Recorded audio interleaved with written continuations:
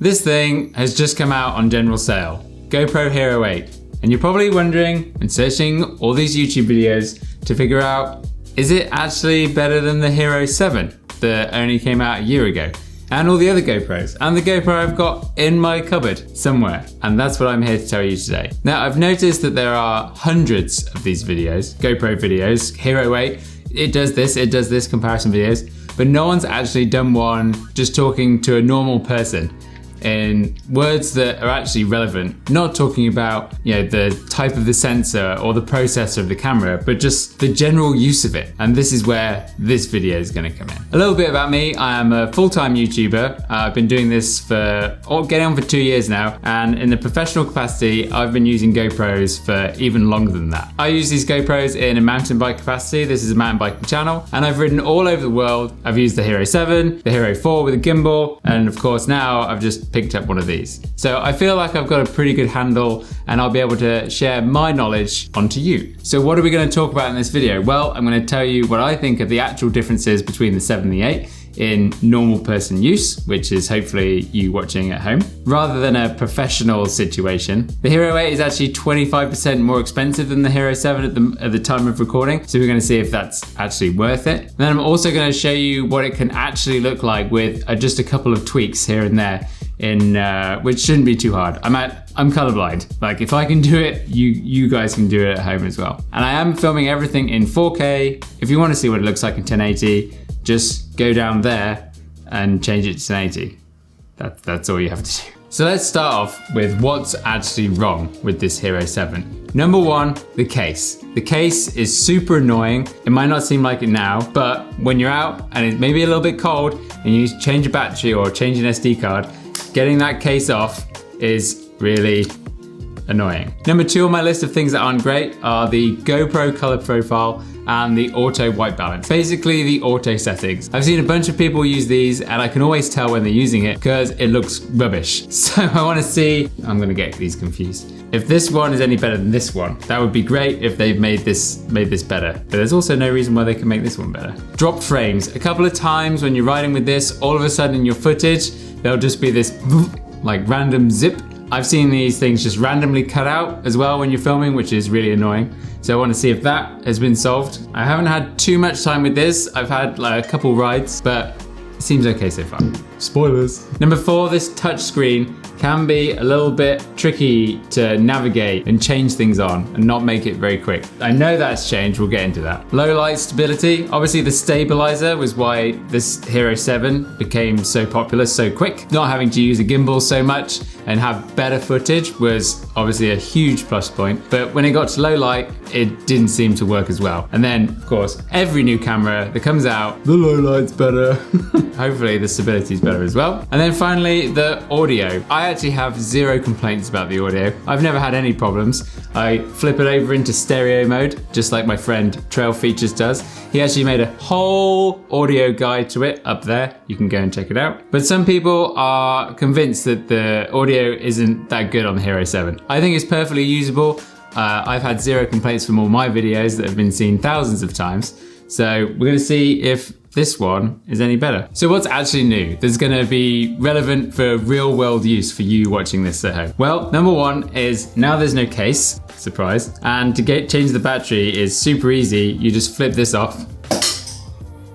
Put out the battery, change the SD card. I think it's really neat. Without the case, it's got these inbuilt GoPro mounts here, and they are completely changeable. I don't think you have to send them away. There's just what looks like T10 bolts in there, and you just have to unscrew them, and I'm sure they're gonna sell replacements for this. Apparently the audio is better on this. There's a wind mode that historically on all other GoPros has been pants, so I'm gonna keep an eye out for that. Better low light, what a surprise. New camera comes out, it's better in low light situations. You can also get 120 frames per second on this, which I think is gonna be kind of useful, but this is only gonna be useful for the people that actually take this footage and go and do something with it. Of course, that's me. I do go and make videos and stuff with this. I think in that situation, and that's what I want to try out, is when you're riding along and you can switch it into that mode, pull over and get like a quick clip of your buddies doing something or yourself doing something in that super slow-mo situation. Definitely makes this a little bit more flexible for more situations. The menu is way better on this. It's super easy to swap between modes. So if you wanted to have a 24 frames per second and then have that 120 super slow-mo version that I just said. It's super easy just to kind of turn it on, hit a button, and then you can flip-flop between modes. It also has that super boost, mega boost. I don't think it's gonna be that useful. I think it's gonna be kind of weird. And then you can also record in 100 megabytes per second. What does that actually mean to you? Well, this one recorded in 78 megabytes per second. Basically, it's the amount of information that it can pick up from the image that is going into the camera. And the other thing I did purchase when I bought this from the GoPro website was GoPro Plus. So it's kind of like a protection plan, but actually I think it's gonna be quite useful for myself that uses this on a weekly, maybe 3 times a week basis. For $50 US a month, you get a no questions asked replacement or fix on it. You also get a cloud storage thing, which I bet no one will actually use, but it's there. And then you also get half price off the accessories. Later on, they're gonna have that directional mic and the light and stuff. I'm kind of interested to try them, so I think the cost is already gonna balance itself out straight away. And I spent, it's $400, so over 8 years, if I'm probably gonna break one within that 8-year period. So like the screen can crack on the back or the lens can go. I think it's actually a pretty worthwhile investment. The last thing that's different was that the lens was replaceable on this and it's no longer replaceable on this one. I think I know why. Stay tuned. So I got my footage from the ride today. I have it on the chin mount, which is my preferred mount. And then I had a chap, Craig, who had it on the chest. And also Holly, she had it on her chest as well. Let me show you the chin mount first. So I'm gonna do kind of the 3 ways that you can mount a GoPro, which is obviously the chest harness, or you can have it on the top of your head. But this has really become the kind of go-to for most other mountain bike YouTubers. And there's a reason. It's super easy to use. It doesn't stick out that much. It gets really good quality image because your head is basically a gimbal. If you want to show something, you can just look at it rather than get this really awkward chest thing. This is just a normal GoPro mount that I've cable tied underneath on my Pro Frame helmet here. I think this is going to be what I'm going to use for the whole time. Plus I can pedal all day in this. It's really breathable. Sponsored by these guys, just so you know. Not sponsored by GoPro though. Okay, so let's have a look. So the first thing I wanted to see was the skin tones. So these clips are on auto, so you can kind of see. And I think the Hero 8 is it's not that bad. It's not great. I do kind of look a little bit weird. It's always like the face, everyone's faces looks weird. Maybe too much contrast, kind of weird. I don't know. I'm actually colorblind, so maybe I'm not the person to be doing this. I think it is better than the Hero 7. Honestly, it's marginal. I can't really tell the difference that much, but I do think it's slightly better. Okay, so now I'm gonna show you the difference between the chin mount and having it on the chest. Oh, let's go back. Let's go back. So this is the Hero 8 on the chest mount. I think it looks pretty good. Honestly, I'm gonna put some clips of the Hero 7 on the chest as well from when I did the BC bike race. I can't really tell that much of a difference. Both of them are in similar light situations. It looks fine. Like, it looks great, but I don't think that it's that much better on the Hero 8 compared to the Hero 7. So first up, I just quickly want to show you the difference between where you mount it and how much of an impact that will make on the footage. You achieve a pretty similar, you do have to kind of tweak the angle a little bit. I haven't got it amazing in this clip here, but you can get a way better look just by changing it, getting one of those, put it on a full face helmet, way better than the chest mount. But again, like, I think if you're just recording your weekend rides, or maybe you're doing a race course prep or something, there's nothing wrong with the chest mount. I think it's completely usable. Now both of these have the audio setting on wind. I'll tell you about this in a minute. So both of these are au naturel, with no wind cover or anything in wind mode. And yeah, it's kind of pretty garbage, isn't it? Woo! I got it, Pat. It's on film. All right. I can't really talk. Woo! I mean, they're both not great, but the Hero 8, it's a little bit better. It doesn't completely eliminate wind noise. I'm sure that's probably impossible, but you can hear voices a little bit better. They don't sound as kind of compressed and processed. Okay, onto the chest cams. Now, yeah, I can actually tell a difference. I think though, it's because of the auto white balance setting. I'm so sure that affects the image in a really negative way. So on the Hero 7, it's on everything auto, but I'm pretty sure, I can't remember now. Pretty sure the Hero 8 was actually set to 5,000 Kelvin when it came to the white balance, so it was fixed. It wasn't constantly trying to readjust itself. And yeah, I feel pretty confident in saying that on the Hero 7, it is a little bit wobbly in this low light situation. This was exactly the same day. Yeah, it's different people, but you can see that it's kind of struggling to stabilize, but then on the Hero 8 footage, it's actually doing a much better job. Yeah, definitely much better, but I wonder if it's something to do with that white balance. I wonder if because it's trying to figure other things out, it can't figure that out. Who knows? But yeah, and even with water all over the lens and stuff, the Hero 8 does look a bit better. It's just these little really tiny wibbly bits and bobs. So if you ride mountain bikes and you ride them in the trees a lot, yeah, I guess this is a point to the Hero 8. I wasn't actually expecting this, but now I look at it more carefully. Now let's check out the Hero 7 versus the Hero 8 on the old chin mount. Again, it's doing a great job because you've got your head acting as extra kind of gimbalness.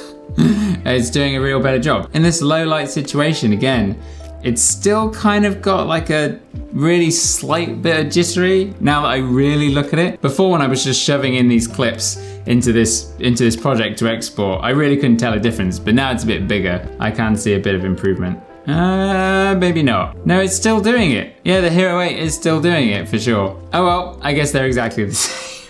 I guess one light situation was ever so slightly better than the other one. But yeah, if you look at the Hero 8 footage on the chin and the Hero 7 footage that was on the chest, which is on the same trail, you can see, that color profile looks so bad. But you can see it's kind of just a little bit wobbly on the footage. So I'm gonna go back on this. There's no difference. But what's the Hero 8 audio like? Now, after the first clip, I just put it back to the stereo mode, because I really hate the kind of over-processed sound that the wind gets. And you can solve it with one of these. More details on that later, how I found that one. It was super exciting. So I put it into stereo mode and started talking more, because that's super important to me. I'm sure it's important to you, because you want to catch all the times that you're having fun with your friends. Much like this situation right here. Right there! Right there! John, what are you doing? And here he is, John Hatfield, on his the run of his life. Oh my God! Oh, that was wet, and he just no-braked the whole thing. Ah! Oh, the Scandi! John Hatfield! Stay on your bike, John! How did you ride with Oh my God! He's 10 seconds up, Rob! He's on the run of his life, Rob! Another Scandi! The crowd go nuts! Look at the line! Did you see the line? He cut the corner! Wow, wasn't that great? Now the big thing is that this new one has 100 megabytes per second and is 25% better in terms of quality. It can take more information in, which should result in quality. I put it on low, and then down the same trail, I switched it over and put it on high. If you can tell me the difference, then well done. I really cannot tell the difference. Where this is really gonna make a better difference is when you're color grading and you're trying to match it to a big camera like the one I'm filming on, and you're trying to match everything. And if you're really messing around with the colors, then you can push all of them a little bit better because there's more information. That's who it's gonna benefit. All it's gonna do for a person trying to record their weekend 2-hour ride is gonna take up more space on the SD card. I'm also gonna take a guess that your laptop maybe isn't geared quite so much for editing, so it's gonna make that a way harder job. And most people just watch all the stuff on their phone anyway, share it with their friends on social media.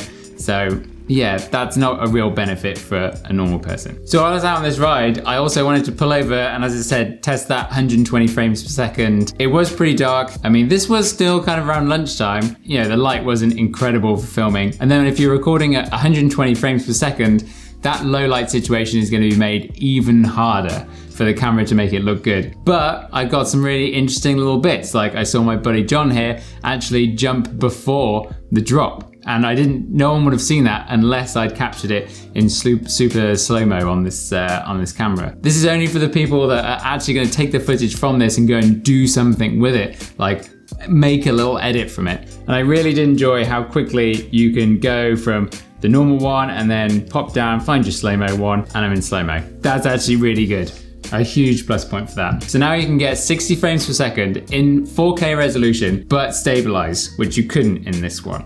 So I wanted to see what that was like, but then I had to change the field of view, which is how kind of much you can see from the camera. So normally I use the super view because you can get almost everything in the shot and you don't have to be too bothered about the angle. But on this, you had to change it to wide, and as you can see, I blew the angle completely. But what you can do with 60 frames per second is that you can drop it into your normal timeline, which should hopefully be 24 or 30, and then play it normally, like you can see here, and then slow down on the bits that you really want to exaggerate. Here, I went over a couple of little jumps and I used that as an example of this. But when you compare them both side to side, 60 and the 24, it looks pretty similar. Normally you'd miss kind of some motion blur or the sense of speed, but it seems to come across okay. And if you are just recording in 60 frames per second and that's all you're doing, please stop. Please just switch to 24 frames per second or 30. It looks more realistic. It's going to take up less space on your card. It's gonna stop draining everyone's data because you're recording like half or less the amount of frames in a video, and it's just gonna look better. Don't worry about having your GoPro footage at 60 frames per second. Okay, let's check out the Boost Plus first of all. It is on the chest, again, pretty low light. This one is on the chest. We've got a pretty low light situation. It was kind of around 2 o'clock, but this is October, so the light isn't too great at the moment. It's pretty cloudy. I don't know, a little bit better. It's kind of how they do this is that they crop in the image a little bit so you miss some of the peripheral. But honestly, I think it looks pretty good. So this is better than Hypersmooth, I guess. But the annoying thing was, I didn't know this menu existed. When you buy this, for some reason it doesn't come with it. You actually have to update it the moment you get it. And I didn't know that. And I tried to do it on the trail and it didn't work. So I had to go up on a different day and record all this footage. Again, low light, you can see it's kind of struggling a little bit. Maybe it's trying to process too much information. Yeah, I think it's pretty good. I'm gonna experiment more with this setting in the future. Okay, time for the Mega Boost now. As you can see, way more cropped in. I mean, you can see the edges of my handlebars, and it's really struggling with the image and the stabilization in the low light, as you can see. And when it is working, it doesn't look very realistic. And this is where too much stabilization is actually ruining the immersive experience, I think. I did kind of see this coming. I wasn't surprised. I've seen a couple of other people's videos about this. But yeah, it is really struggling in this low light situation on the chest. I figured, do you know what this would be great for? If you're following someone and the focus of the footage is the person that you're following. So I put the GoPro on top of my head in the Boost Plus and the Mega Boost. And wanted to see what it was like. Unfortunately, I didn't have anyone with me to see what it's like. But you can see, if you focus on the trail ahead of you, it's super smooth. So if you're recording your friend and you want it to be about the friend that you're following in front, then yeah, this is going to be really good and really useful. But then we see on the Mega Boost effect, yeah, that kind of unrealistic, it actually almost looks like a drone, which I guess is kind of cool. But if you're following someone and they're going pretty fast, I think it could look kind of cool. Okay, now, this is what your footage can look like. I really have no idea what I'm doing when it comes to color grading. I only do a couple of really simple tweaks, but as you can see, you can really push the GoPro to look like so much better than it does in auto. But again, this is if you're actually taking your footage, you actually want to make some videos out of it rather than just have the little clips, or maybe just you're going out riding for a day and you just want to see what you did when you came home. If you're doing that, then honestly, just go and pick up a Hero 7 that's that's on discount right now. So the audio thing. Now, these are different sizes, and I did have a foam wind slot, and it wouldn't fit on this. It came over too loose. Then my friend Nick, who runs the YouTube channel VanCan, said that he actually gets the Hero 4 and then just stretches them over, and it completely works, and it's a way better fit. I would recommend picking up one of the Hero 3 ones or the Hero 4 ones, they're the same thing. I shall put a link to that in the description of this video. It is an Amazon link, there is an affiliate link, and I do get a little bit of a commission if you decide to choose to buy one. And as you can probably hear on this Hero 8 footage, it sounds way better. However, not as good as the Hero 7 with one of these on it.